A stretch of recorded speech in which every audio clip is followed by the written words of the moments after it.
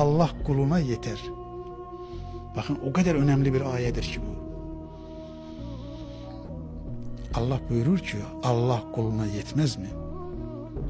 Yani ey insan, Allah'ı doğru anlayırsansa Allah sana yeter.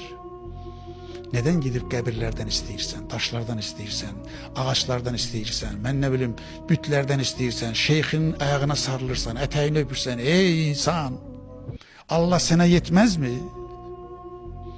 Bakın, Allah sana yeter cümlesi insanı şirkten kurtarmak içindir.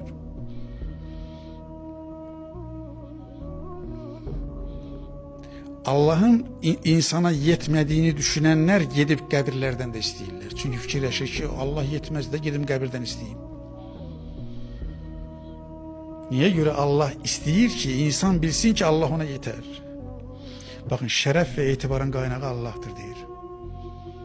Şeref mi aktarırsınız? Şerefli insan mı olmak istirsiniz? Kaynağı Allah'tır deyir. Her şey Allah'ın dilediği için olacak. Allah'ın koyduğu kanunlar var, ona göre gerçekleşecek yani.